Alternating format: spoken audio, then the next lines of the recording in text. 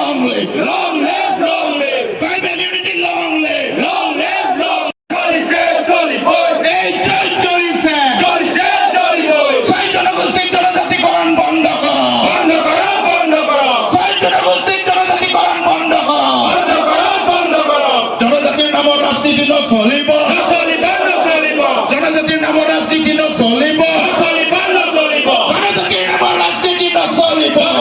নচলিব এই চলিছে, চলিছে চলিবই এই সংগ্ৰাম চলিছে, চলিছে চলিবই জনজাতিৰ নামৰ ৰাজনীতি নচলিব, নচলিব নচলিব জনজাতিৰ নামৰ ৰাজনীতি নচলিব। নচলিব নচলিব চিচিটো long live, long live, long live, tribal সংঘ long live, long live, long Theory Student Union long live, long live, long live, EBPO long live. long live, long live.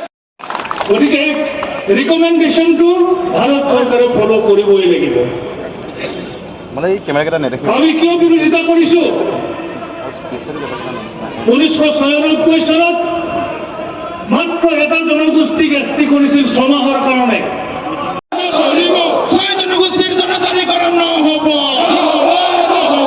ছয় জনগোষ্ঠীৰ জনজাতিকৰণ নকৰিব, আমাৰ প্ৰতি অন্যায় নকৰিব। Tribal unity long live, Long live, long live, tribal unity long live. long live, long live. এটা গণসমাৱেশ আমি আয়োজন কৰিলোঁ অসমৰ জনজাতি সংগঠনসমূহৰ সমন্বয়ৰক্ষী সমিতি, য'ত 26টাকে জনজাতীয় ছাত্ৰ সংগঠনৰ এক উমৈহতীয়া সংগঠন। আৰু এই গণসমাৱেশটো মূল উদ্দেশ্যটোৱে হ'ল অসমৰ 6 উন্নত আৰু জনবহুল জনগোষ্ঠীক অসম তথা ভাৰত চৰকাৰে জনজাতি তালিকাভুক্ত কৰিব বিচাৰিছে, তাক বিৰোধিতা কৰা আৰু বৰ্তমানে স্বীকৃত জনজাতিসকলৰ সাংবিধানিক অধিকাৰ সুৰক্ষা কৰা।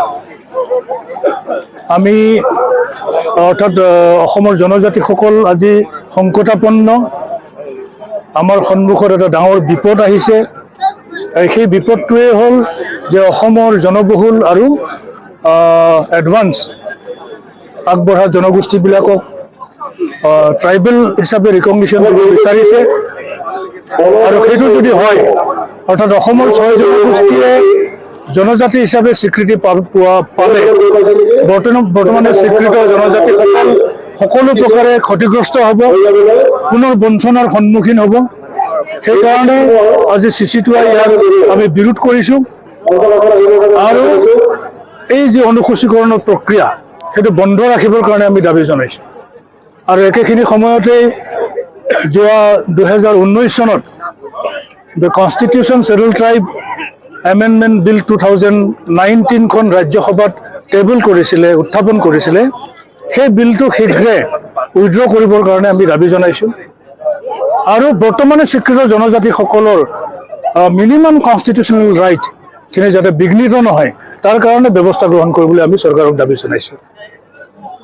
যিহেতু এই ভূমি কিনা বেচাৰ ক্ষেত্ৰত বিভিন্ন ধৰণৰ অসুবিধাৰ সন্মুখীন হ'ব বুলি কৈ আছে সচেতন মহলে, এইটো কি কৰে আপুনি? যদি তেওঁলোকক মানে জনজাতিকৰণ দিয়া হয়, যিহেতু বেল্টৰ ভূমিত তেতিয়া তেওঁলোকো প্ৰটেক্টেড হৈ যাব। ST হোৱাৰ লগে লগে ট্ৰাইবেল বেল্ট ব্লকত প্ৰটেক্টেড হ'ব। প্ৰটেক্টেড হোৱাৰ লগে লগে তেওঁলোকেও জনজাতি খণ্ড আৰু আৱেষ্টনিক ভূমি ক্ৰয় বিক্ৰয় কৰিব পৰা মানে অধিকাৰটো লাভ কৰিব। আৰু তেতিয়া ক্ৰমান্বয়ে ট্ৰাইবেলৰ ভূমি ট্ৰাইবেলৰ হাতৰ পৰা যাবলৈ আৰম্ভ কৰিব। আৰু বিশেষকৈ ৰাজনৈতিক প্ৰতিনিধিত্ব আমাৰ নাথাকিব, পলিটিকেল ৰিপ্ৰেজেণ্টেশ্যন ক্ৰমান্বয়ে আমাৰ নিশেষ হৈ যাব। আৰু এইটো খুবেই ডেঞ্জাৰ। গতিকে এইটো লাষ্ট বেটেল ট্ৰাইবেলৰ।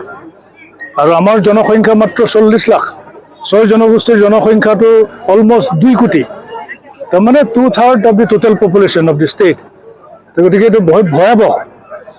আৰু এই ইমান জনবহুল আৰু ফাৰ এডভান্স কমিউনিটিবিলাক ST হোৱাৰ লগে লগে বৰ্তমানৰ স্বীকৃত STসকলে শৈক্ষিকভাৱে, সামাজিকভাৱে, সাংস্কৃতিকভাৱে, ৰাজনৈতিকভাৱে পুনৰ বঞ্চনাৰ সন্মুখীন হ'ব। মুখ্যমন্ত্ৰী ডাঙৰীয়ালৈ আমি আহ্বান ৰাখিছোঁ। বৰ্তমান 6 জনগোষ্ঠী ইতিমধ্যে OBC হিচাপে ৰিকগনাইজ, অন্যান্য পিছপৰা শ্ৰেণী হিচাপে তেওঁলোক অন্তৰ্ভুক্ত। তেওঁলোকে 27% ৰিজাৰ্ভেশ্যন পাই আছে, কেৱল তেওঁলোকৰ পলিটিকেল ৰিজাৰ্ভেশ্যন নাই। গতিকে এই 6 জনগোষ্ঠীৰ আমি বিৰোধী নহয়, এই 6 জনগোষ্ঠীৰো আমি উন্নয়ন বিচাৰোঁ, উন্নয়ন আমি কামনা কৰোঁ। আৰু চৰকাৰে বিশেষকৈ মুখ্যমন্ত্ৰী ডাঙৰীয়াই এই 6 জনগোষ্ঠীক মেক্সিমাম বেনিফিট দিব লাগে, মেক্সিমাম ফেচিলিটি দিব লাগে, প্ৰয়োজন হ'লে পলিটিকেল ৰিজাৰ্ভেশ্যন দিব লাগিব। আৰু ইতিমধ্যে চাহ জনগোষ্ঠী মৰাণ মটক তেওঁলোকক মেডিকেলত ছিট ৰিজাৰ্ভ কৰিছে।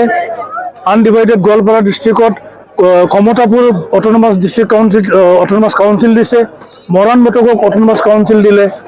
এইটোত আমি বিৰোধিতা কৰা নাই, এইটো আমি ৱেলকাম কৰিছোঁ।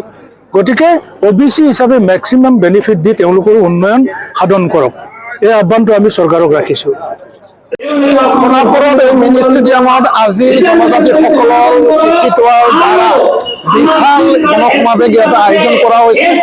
মূল বিষয়টো আছে যে বৰ্তমানত জনজাতিক ধ্বংস নিক্ষেপ কৰি পেলাই কোনো কাৰণত আগবঢ়া মানে জনবহুল এই জনগোষ্ঠীখিনিক জনজাতিকৰণ কৰাটো বা কৰিবলৈ বিচৰাটো আমি কেতিয়াও নিবিচাৰোঁ। আমি এইটো মানে ইয়াৰ প্ৰতিবাদ আমি কৰিছোঁ। আৰু 1 লাখ জনজাতিসকলক আজিৰ এই সমাগমে বুজাই দিছে, স্পষ্ট আকাৰে কৈ দিছে যে অসমৰ জনজাতিসকল ঐক্য আৰু আমি সহজ সৰল, আমি ধৈৰ্যশীল আৰু ভৱিষ্যতে আমাক মানে পৰীক্ষা নল'ব, আমাক টেষ্ট নল'ব। আৰু ইয়াৰ কাৰণে আমি অসম চৰকাৰ ভাৰত চৰকাৰক স্পষ্ট বাৰ্তা আমি দিব বিচাৰিছোঁ। কোনো কাৰণত জনজাতিসকলৰ বৰ্তমানক অধিকাৰৰ ধ্বংস কৰি পেলাই 45 লাখ জনজাতিৰ সুৰক্ষিত ভৱিষ্যতৰ কথা চিন্তা কৰক। তাৰ ওপৰত 1.5 কোটি মানুহ জাপি দি পেলাই আমাক যাতে ধ্বংস নকৰে। আমাৰ কাউন্সিল, শিক্ষিত, আমাৰ পঞ্চায়ত, VCDC, আমাৰ চাকৰি বাকৰি নিয়োগ, মেডিকেল